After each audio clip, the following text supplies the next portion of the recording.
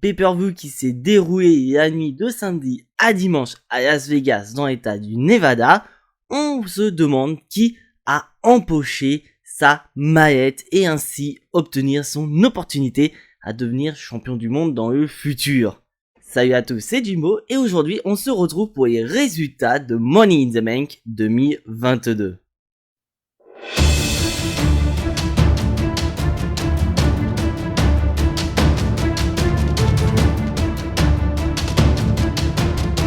Bon, déjà je vais aller très rapide sur cette introduction. Il n'y a pas eu de kick-off et je pense que la WWE ne va plus nous mettre de match dans le kick-off. Le kick-off ne va juste servir à nous rappeler ce qui se passe dans les rivalités. Allez, on passe directement à la carte principale. Le projet est de retour. Et donc mes chers amis catch addicts, on va commencer ce Money in the Bank avec l'un des combats principaux de ce pay-per-view. Il s'agit du Money in the Bank ladder match féminin. Et donc bien sûr je vous rappelle les participantes. Nous avons Asuka, Becky Lynch, Alexa Bliss, Lacey Evans, Raquel Rodriguez, Shotzi ou encore Liv Morgan. Et donc on va démarrer ce Money in the Bank ladder match féminin. Donc très clairement ce Money in the Bank ladder match féminin est plutôt moyen dans l'ensemble. Parce que nous avons d'un côté une Raquel Rodriguez qui est vraiment présentée comme la catcheuse la plus puissante de ce combat. Et d'ailleurs la WWE nous le montre à plusieurs reprises. Et que comme logiquement c'est la catcheuse la plus forte parmi les participantes, ça va être celle qui va être la plus difficile à éjecter du combat. Et de l'autre côté, nous avons ce Money in the Bank ladder match féminin qui est marqué par les botches à répétition. Parce qu'à noter qu'à plusieurs reprises, nous avons Shotzi qui va faire beaucoup de botches. Et le problème, c'est que quand tu fais beaucoup de botches dans un combat, ton combat est plutôt moyen. Et à noter que nous avons toujours cette fameuse rivalité entre Asuka et Becky Lynch qui se fait ressentir tout au long du combat. Donc après on a des catcheuses qui font juste acte de présence comme Lacey Evans ou encore malheureusement ma chouchou Alexa Bliss. Donc on va passer directement à la fin du combat où nous avons les deux dernières catcheuses qui sont ni plus ni moins que Liv Morgan et Becky Lynch qui sont en train de se bagarrer pour récupérer la mallette. Donc d'un côté on a une Becky Lynch qui veut à tout prix récupérer la mallette pour obtenir une nouvelle opportunité face à Bianca Belair.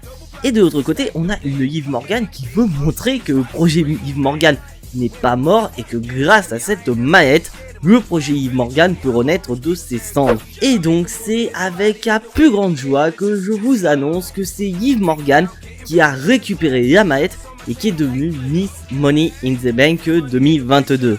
Donc pour ceux qui ont suivi mon Jimbonostic pour Money in the Bank, j'avais pronostiqué Liv Morgan gagnante de ce combat.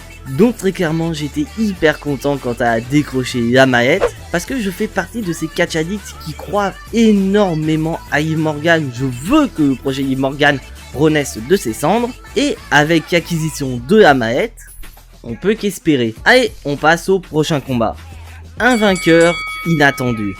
Et donc là maintenant on va quitter les Money in the Bank ladder match pour se concentrer sur les matchs de championnat. Et donc on va commencer par le premier match de championnat qui va opposer le champion des États-Unis Theory à son challenger Bobby Lashley. Et donc très clairement c'est un bon combat entre les deux catcheurs car on a dans un premier temps un Theory qui va essayer d'être fourbe face à un tout puissant Bobby Lashley. Et à noter quand même que Theory parvient quand même à résister pas mal de temps face à Bobby Lashley. Sauf que Bobby Lashley ne se fait pas happer le tout puissant pour rien. Et donc on va passer à la fin du combat où nous avons Theory qui va tenter d'utiliser la supercherie en essayant d'aveugler Bobby Lashley pour remporter le combat. Sauf que Bobby Lashley parvient à repousser Theory et l'entraîner dans le Hurtlock pour la soumission finale. Et donc grâce à ce Hurtlock, Bobby Lashley remporte le combat et ainsi devient pour la troisième fois de sa carrière le champion des États-Unis.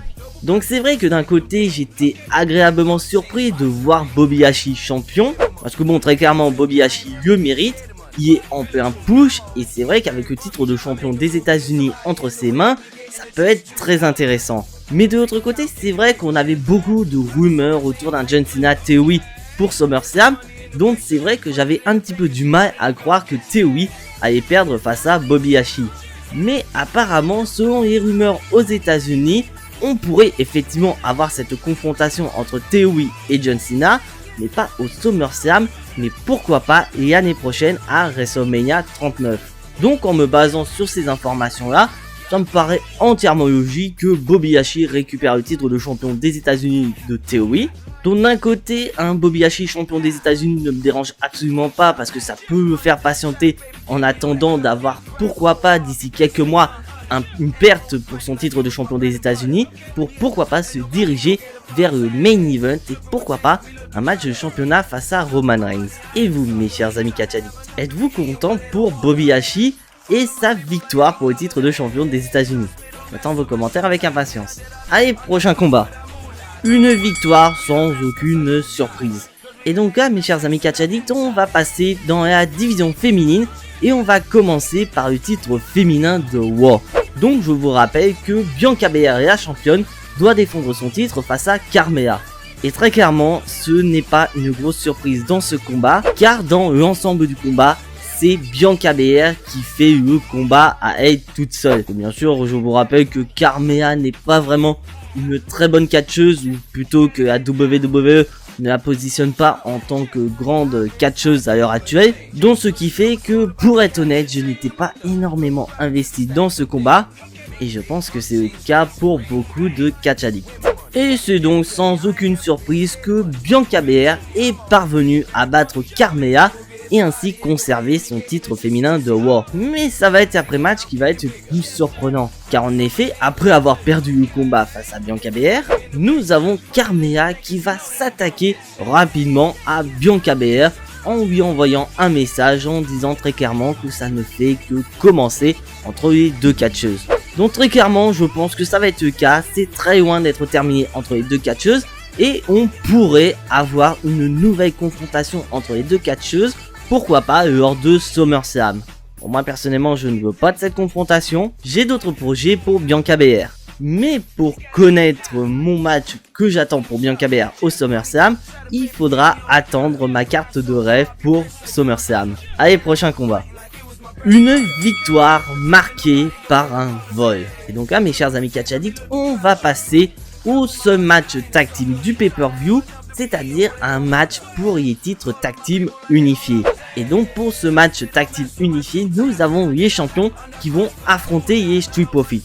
Et très clairement, je ne vous cache pas, pour moi, il s'agit du meilleur match de la soirée. Car je suis entièrement d'accord avec vous que nous avons eu de nombreuses confrontations opposant les Street Profits et les Usos. Mais pour être honnête, je m'en lasse absolument pas, car à chaque fois que ces deux équipes s'affrontent, on a vraiment des dingueries entre les deux équipes. Et vous allez voir que ce match ne fait pas exception à la règle, bien au contraire. Et je tiens à souligner que franchement, Angelo Dawkins est monté à des niveaux impressionnants au niveau de mon estime. Car en effet, je vous rappelle que pour moi, c'était Montez Ford mon préféré du côté des Street Profits, voire même le maillon fort de cette équipe. Et là, on a vraiment un Angelo Dawkins qui est capable de prendre des risques pour son équipe pour essayer de récupérer les titres tag team unifiés des mains des Usos. Et nous avons eu cette putain de séquence où on a eu Angelo Dawkins qui a fait un saut à l'extérieur sur les Usos. Mais malheureusement, cet acte d'Angelo Dawkins n'a pas suffi pour permettre à son équipe de repartir de Money in the Bank avec les titres. Et de son côté, Montez Ford, c'est Montez Ford, il nous propose des dingueries comme notamment Summerson Pecha au niveau des coins de ring où à chaque fois j'ai peur qu'il se prenne soit le poteau ou la barricade en pleine gueule. Donc franchement je kiffe Montez Ford et pourquoi pas un jour ou l'autre voir un Montez Ford se diriger vers la division solo sans pour autant abandonner son partenaire Angelo Dawkins. Mais là on va passer à la fin du match où nous avons les Usos qui sont parvenus à battre les Street Profits et à conserver leur titre tag team unifié. Mais vous allez voir que après match, on peut supposer que la rivalité est loin d'être terminée. Car en effet, on remarque sur le replay que lors du tombé final des Usos, les épaules de Montez-Ford n'étaient pas au sol. Donc en gros, grosso modo, il y avait une épaule relevée, sauf que l'arbitre ne l'a pas vu et il a continué à faire le tomber et ainsi donner la victoire aux Usos. Donc on peut supposer que lors des prochains épisodes de Raw ou de SmackDown, les Street Profits viennent se plaindre en disant que les Usos ont gagné, mais que eux ils ont été volés parce que Montez-Ford n'avait pas les deux épaules rivées au sol lors du tombé final.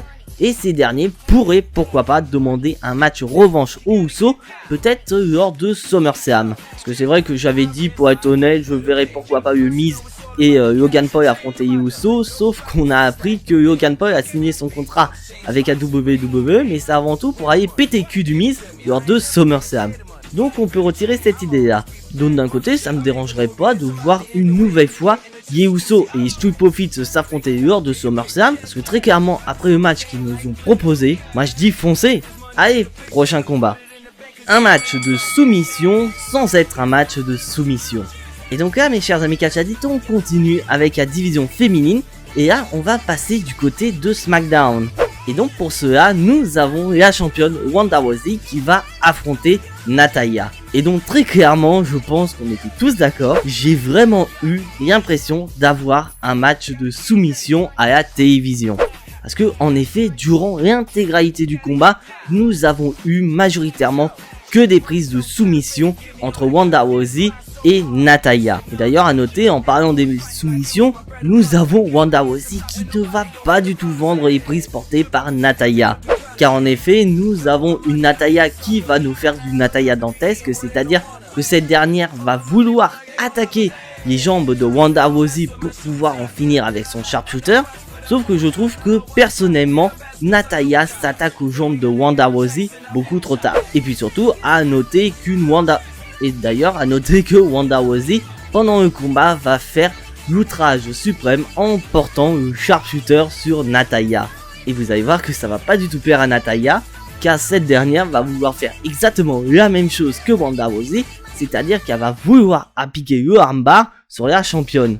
Sauf que son plan ne va pas marcher comme prévu, mais nous avons une Ronda Rousey qui parvient à faire abandonner Natalya et ainsi récupérer son titre féminin de SmackDown.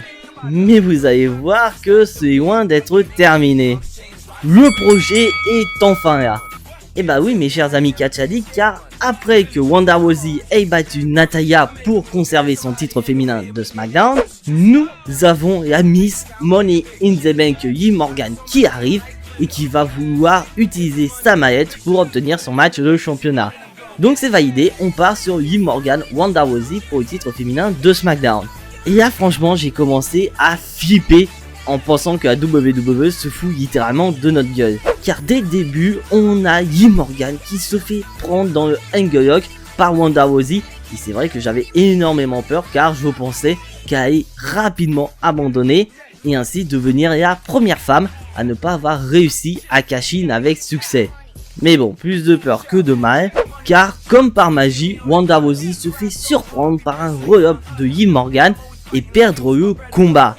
Et donc grâce à ce roll-up inattendu, Liv Morgan bat Ronda Rousey et devient notre nouvelle championne de SmackDown et ainsi décrocher son premier titre à la WWE. Et après ça, on a une petite séquence où Ronda Rousey va donner le titre féminin de SmackDown à Liv Morgan, lui faire un petit câlin et lui faire une énorme ovation pour le public.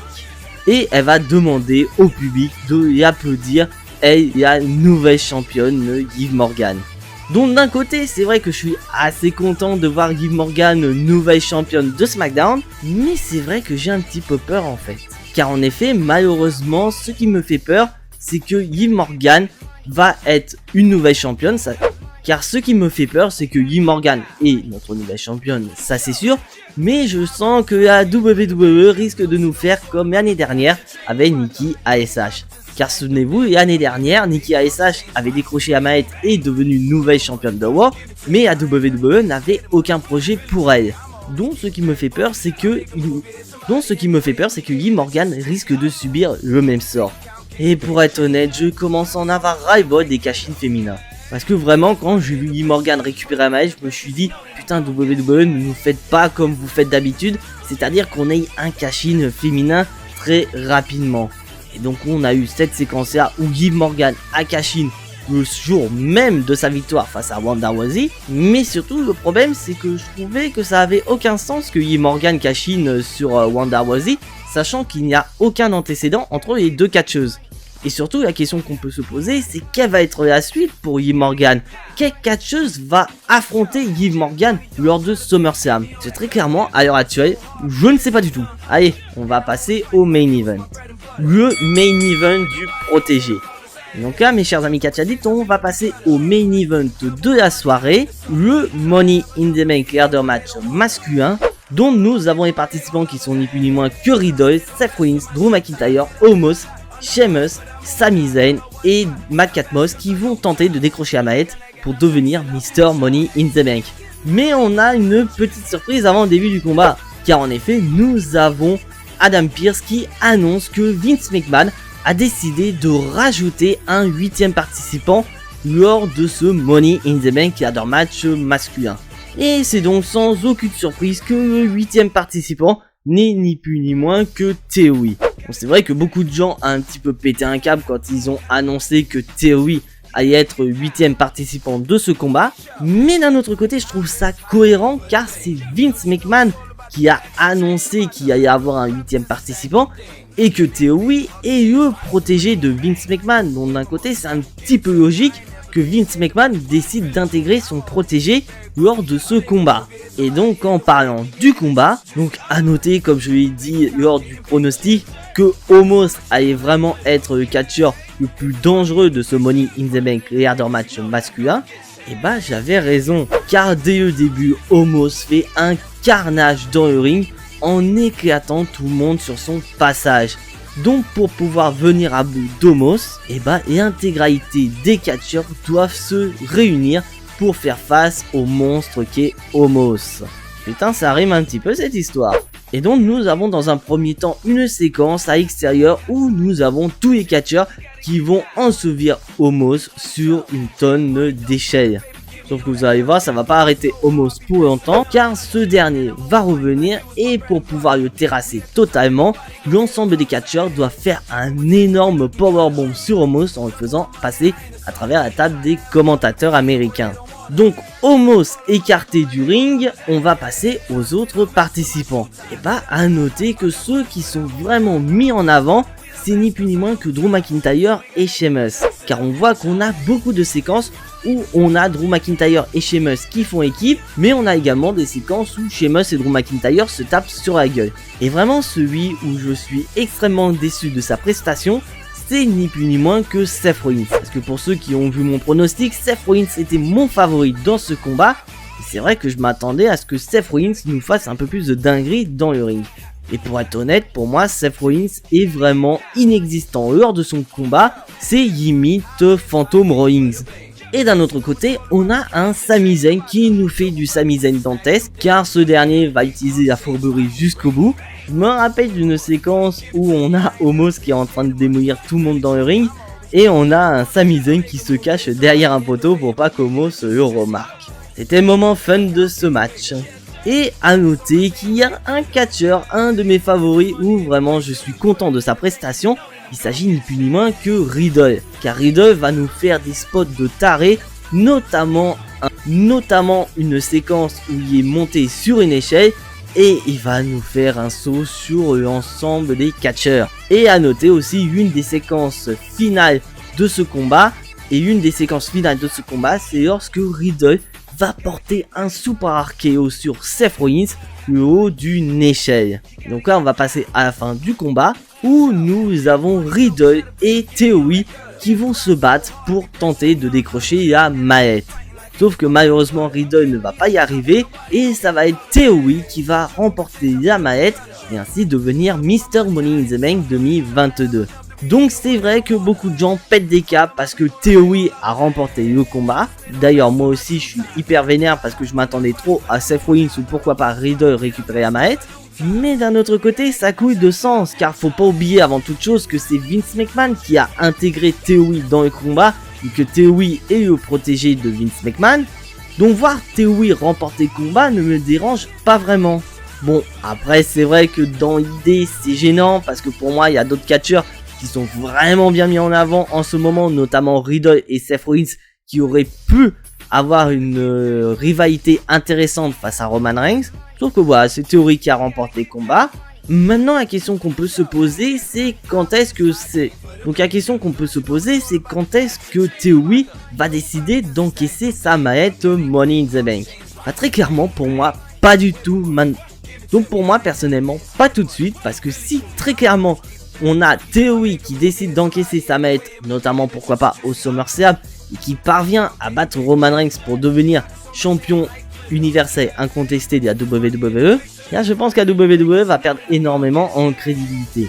Donc après je crache pas au visage de Theory, mais pour moi personnellement Theory n'est pas encore prêt à devenir champion du monde à la WWE. Donc j'aimerais bien pourquoi pas avoir dans le futur donc je verrais bien pourquoi pas dans le futur un Theory qui se vante d'être Mr. Money in the Bank et d'un Vince McMahon qui met vraiment Theory en avant comme à l'époque de The Authority avec Seth Rollins en 2014 et d'avoir pourquoi pas un Vince McMahon qui cherche à se retourner contre Roman Reigns et le présenter comme étant un plan pour Vince McMahon qui est Theory. Et donc avoir pourquoi pas un Vince McMahon qui garde Theory sous le coude à tout moment pour faire valoir sa mallette. Ça peut être une idée. Allez, on passe au bilan de Money in the Bank. Bilan de Money in the Bank. Donc là, on va passer au bilan de Money in the Bank. Et pour être honnête, je trouve que c'est un pay-per-view plutôt moyen. Bon, il y a des bons côtés, mais il y a également du mauvais. Déjà, en bon côté, c'est le retour du projet Liv Morgan qui empoche la mallette et qui devient ainsi la nouvelle championne du côté de SmackDown. Mais le mauvais côté, c'est du fait que Liv Morgan encaisse sa mallette le soir même. Et ça franchement ça m'énerve parce que pour moi la Miss ou Mr. Money in the Bank est censé représenter une épée de Damoclès autour du champion qui aura choisi. Et le problème c'est que si Liv Morgan encaisse sa mallette aussitôt, ça pose énormément de problèmes. Parce que là, à noter que du côté féminin, à part Carmella qui a encaissé sa mallette très tard, c'est limite majoritairement ils ont tous encaissé soit le soir même, soit le lendemain. Donc pour moi c'est assez chiant.